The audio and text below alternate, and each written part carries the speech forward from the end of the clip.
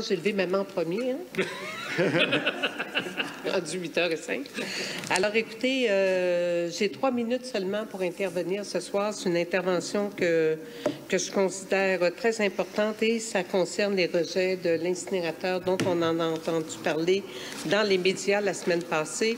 Je voudrais déboulonner certaines affirmations qui ont été dites la semaine passée.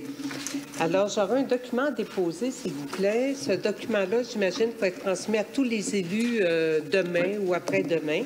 Merci beaucoup.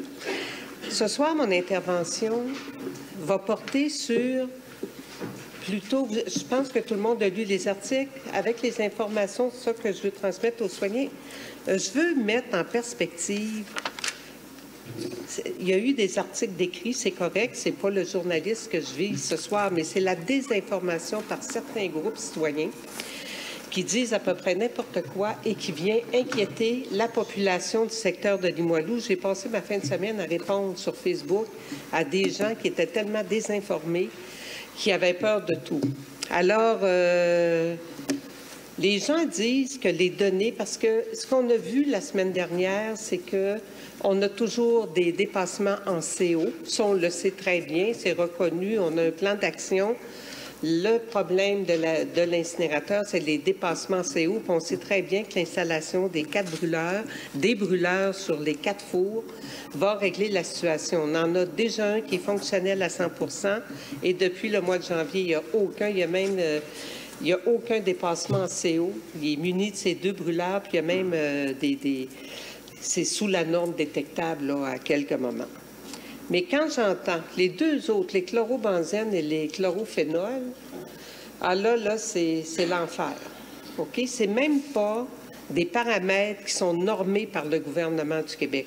Le ministère de l'Environnement du Québec ne demande pas qu'on surveille ces paramètres-là. La Ville de Québec a décidé, elle, de surveiller plus de paramètres que la norme l'exige.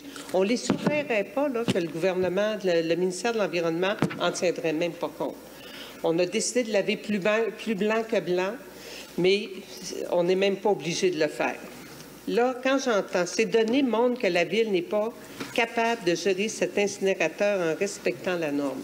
Je trouve ça terrible d'aller dire des choses comme ça. Ce sont des gens qui défendent ça depuis 30 ans, l'incinérateur. Ils sont contre l'incinérateur. Au contraire, la Ville gère de mieux en mieux son incinérateur. À la fin de 2021, il n'y aura plus de dépassement de normes avec nos brûleurs. Ces gens-là du groupe Zéro Déchet, dont M. Marcel Paré est membre du comité de vigilance de l'incinérateur, est au courant de tous nos plans d'action. Il dit n'importe quoi dans les journaux.